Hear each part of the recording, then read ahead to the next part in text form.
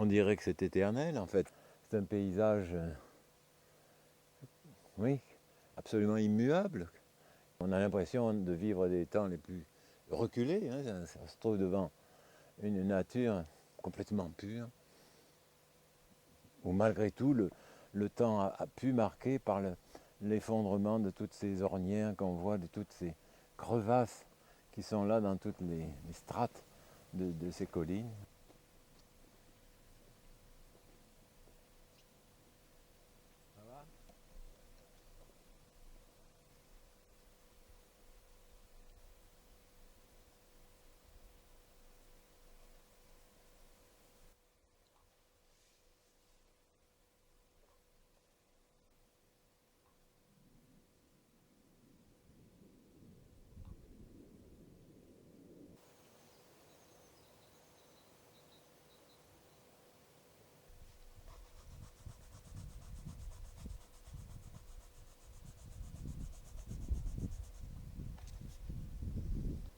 Voilà, alors donc ça c'est un croquis au crayon de couleur qui va servir de base pour une éventuelle peinture, mais je n'en sais encore rien. Mais disons, c'est quand même toujours un sujet qui m'attire. Donc, moi, j'appelle ça la grotte de l'ermite, en imaginant qu'un ermite aurait pu vivre là. Ça nous reporte encore aussi dans la nuit des temps. Ça.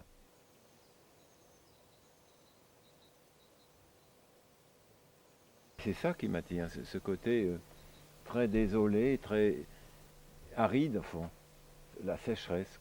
Je me sens mal à l'aise dans un paysage avec de l'humidité et tout. Alors ici, il n'y en a pas.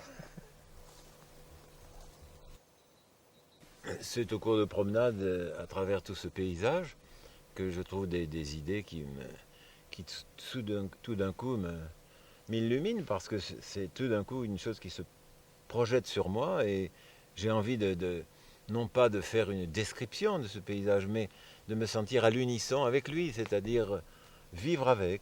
C'est exactement ce que je recherche. Et ça se trouve dans des coins où il faut être dans une solitude parfaite, une sorte de quiétude qui, seule dans ces paysages, existe en fait.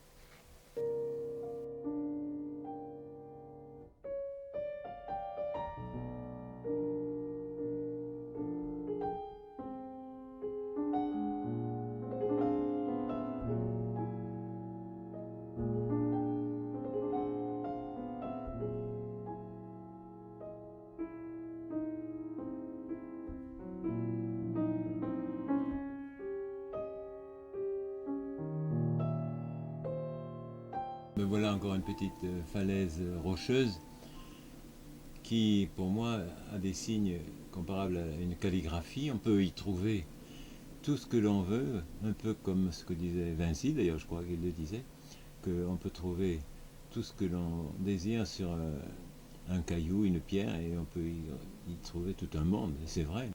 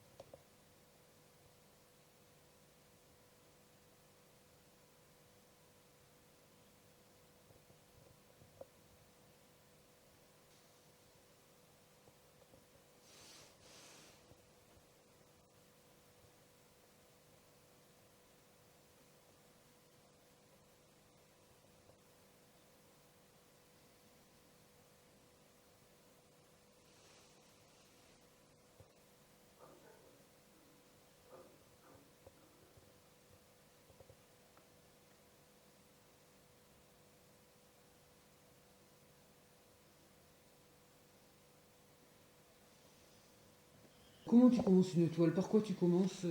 Souvent, ce sont des croquis préparatoires faits à l'extérieur, d'ailleurs dans la nature, qui, qui me servent de point de départ. Mais souvent, c'était une pure improvisation aussi, par la connaissance du paysage, de l'environnement, tu vois. Et en fonction toujours de la saison que l'on traverse, hein.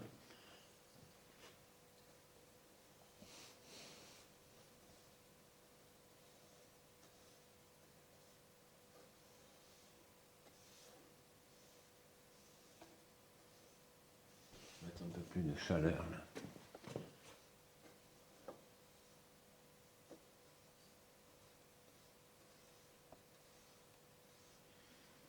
Encore un peu plus.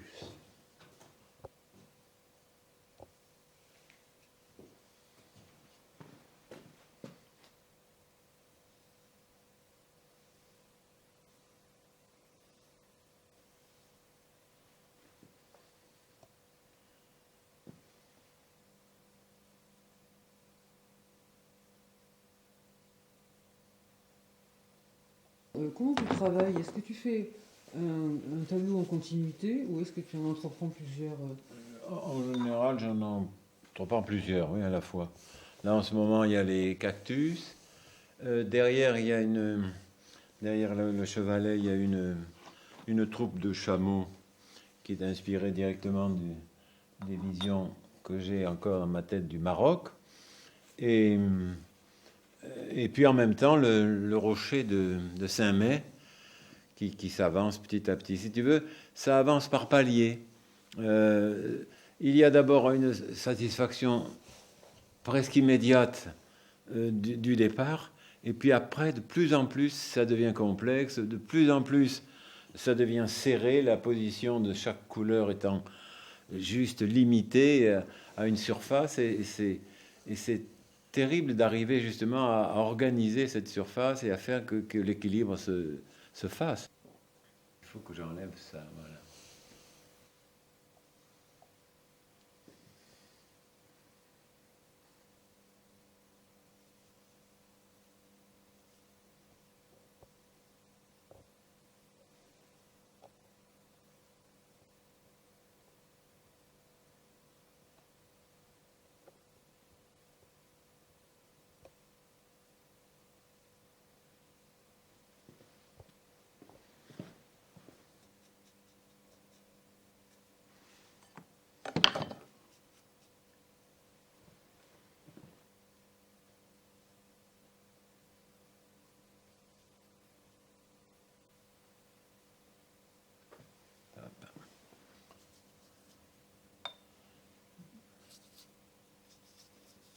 Oui, c'est une approche qui se trouve contredite sans arrêt par la nouvelle touche qui vient de se poser.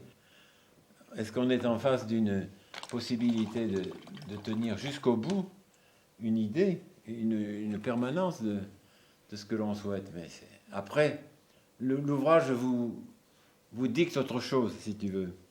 C'est sûr. Hein, combien de fois on a pu remarquer que ce que l'on essayait, c'était contredit par le fait que les couleurs vous enseignent davantage. On ne dirige pas tout, hein, et c'est ça qui est intéressant d'ailleurs.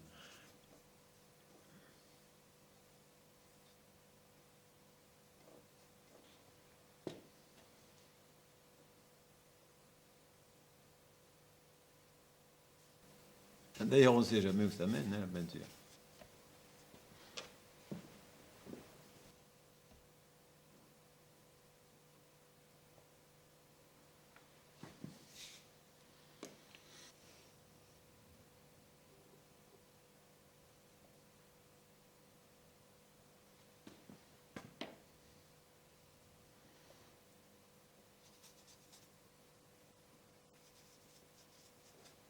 Ce qu'il faut, c'est faire beaucoup de promenades autour de son environnement et essayer de le sentir à tel point qu'il vous rentre dans la peau, tu vois. C'est ça aussi.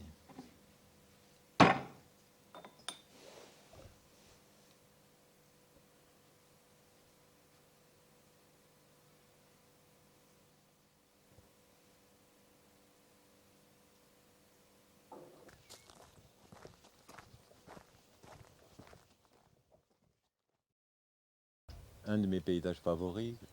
Ces grands rochers de la Roche-sur-le-Buis, tout environné d'oliviers, dans les gris perles, gris vert très discret. Et ces grandes roches très claires là, qui évoquent quelques canyons des États-Unis, ces grandes découpes. C'est formidable, avec les ombres très, très crues, très dures, qui décrivent bien les volumes, qui les mettent bien en évidence. Ça, c'est très important. Et en plus, ce ciel absolument bleu, on dirait un bleu qu'on aurait renversé avec un pot absolument pur, mais sans une égratignure due à un nuage qui passerait par là. Juste un plan, en fait, un plan coloré bleu.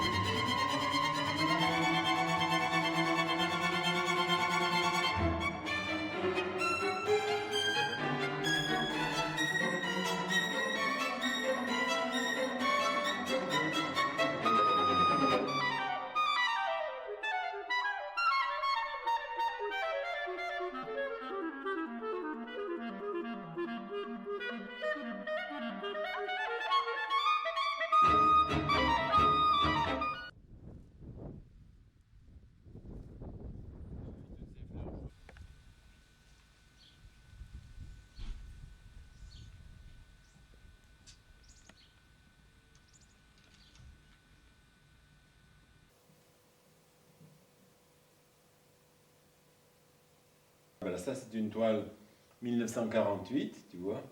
C'était encore complètement dépendant d'une façon de peindre dont j'avais hérité de mon professeur André Plançon, qui m'entraînait beaucoup dans la nature. Et naturellement, c'était autour de Vaison que je peignais beaucoup.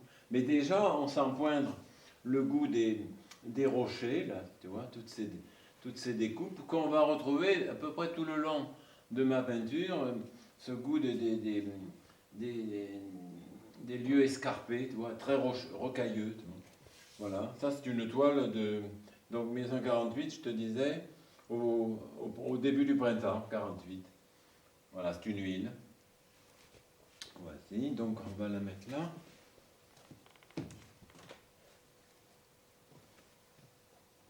Là, c'est un bois des années de mars 54.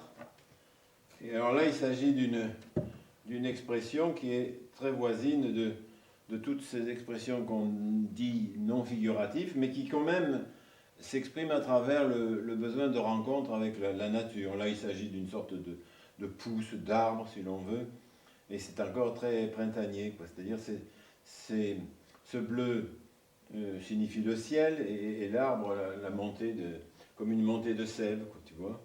Et ça, cette expression, c'est une expression qui est très influencée des écoles de Paris autour des années 50, de toutes ces écoles dites abstraites. À un moment donné, on disait ça. Moi, je ne me suis jamais senti abstrait au sens, je veux dire, dur et géométrique, dépourvu d'intérêt avec l'extérieur, mais au contraire, avoir un besoin de communier avec une réalité existante, quoi.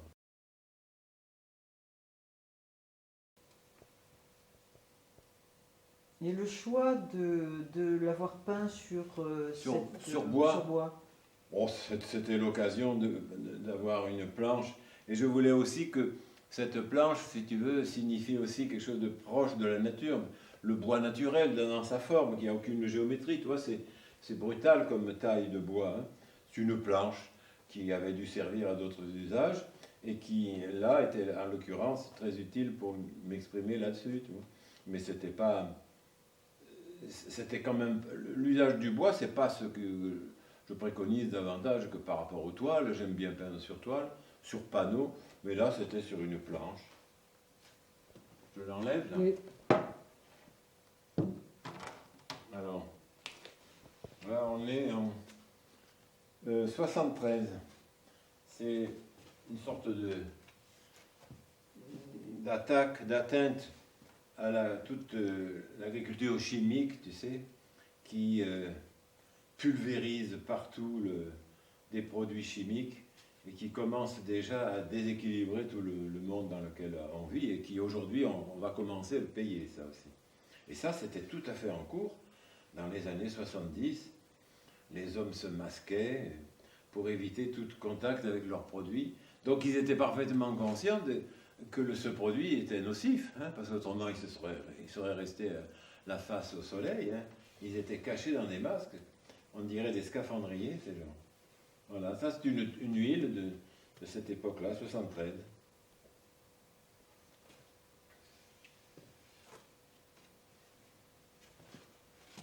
Voilà, alors qu'est-ce que je peux montrer maintenant?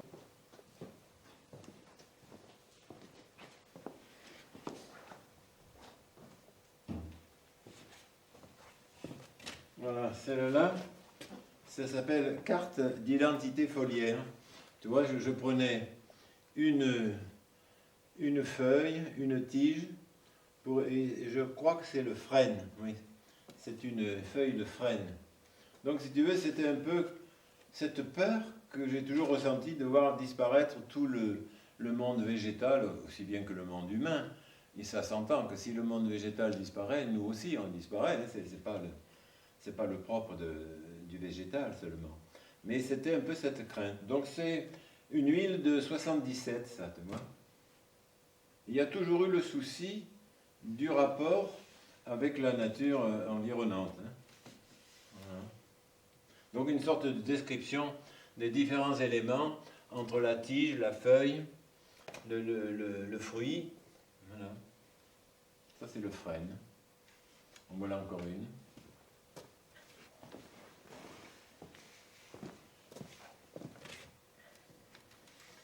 91, celle-là, c'est toujours le thème de la nature, donc une sorte de profil montagneux, avec une sorte comment dire, de lumière à travers les feuillages, dans ces jaunes très très clairs, et toujours l'emploi de feuillages qui sont comme fossilisés quoi, dans la toile, à tout jamais. Hein. Ils sont là. Ça, c'est une huile de 91. Donc, petit à petit, on s'achemine vers les toiles d'aujourd'hui. Alors, cette toile, en particulier, travaillait beaucoup avec des sprays. Hein. Très peu de pinceaux. Les pinceaux aussi font des bases colorées comme une première ou deuxième couche. Et sur ces couches, successivement, se trouvent des sprays monté sur, si on peut dire, appliqué par le principe des caches, la feuille faisant le rôle de... Elle a la position comme si elle était imprimée, si on peut dire, sur la peinture.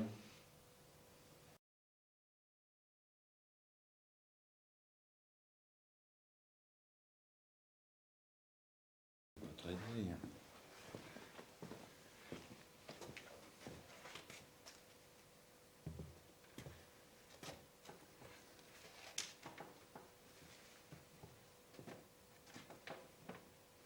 Voilà.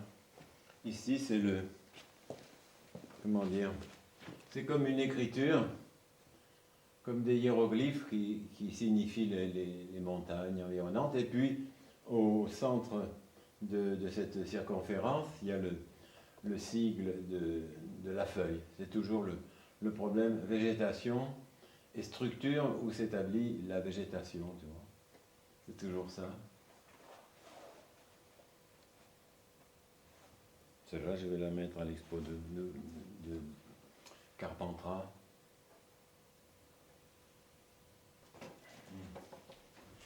Voilà. Celle-là, ça c'est... Le thème, c'est égaré dans l'espace. C'est le thème des méharées, tu vois, à travers les monts de l'Atlas. Donc c'est comme une sorte de cheminement, tu vois, comme suivre une sorte de sentier.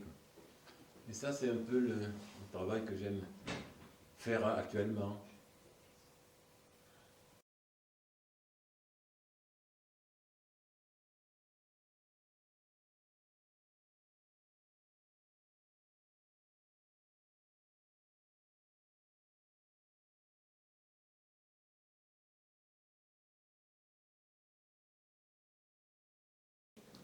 Là, ce sont les gorges de Saint-Mel, tu vois, qui sont là. Et il y a une sorte de réintroduction d'un thème plus figuratif, mais quand même complètement isolé par un besoin plus géométrique d'une intention de signifier, si tu veux, les strates de tout le paysage. On le voit on le voit dans le paysage plus naturalistique, si on peut dire, mais là, dans le brun, c'est un peu l'équivalent de l'étude de cette structure, tu vois.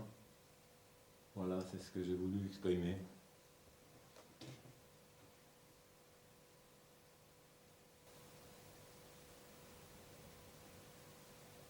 Alors, ce qui est marrant, c'est que ces rochers, tu les retrouves dans la première toile que j'ai montrée de 48. Ce n'est pas les mêmes rochers, mais c'est toujours ce besoin de falaise. Et ça, je n'ai pas fait de psychanalyse, je voudrais savoir pourquoi.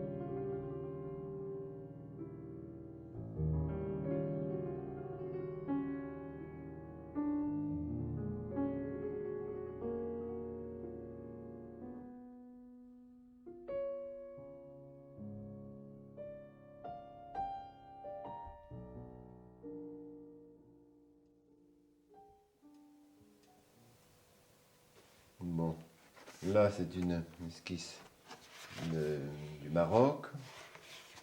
Attends, là, ah voilà. Ça c'est une esquisse du Buis, derrière le Buis, dans la région de Hautane. Tous les rochers du Buis. Alors là c'est Mérindol. C'est la vallée, c'est l'ouverture c'est la sortie des gorges de Toulourenc là, qui se trouve là. Vue de Mérindol. Non mais c'est ce que je cherche. Ah voilà, c'est le village la roche sur le buis. Alors ça, c'est la première esquisse, faite à l'extérieur, bien sûr. Et après, on va voir le travail sur une toile faite dans l'atelier. C'est un petit carton qui est un essai pour commencer la grande toile, qui était pour commencer la grande toile. Donc on peut le mettre là maintenant. Et en fait, ça, c'était le travail primitif.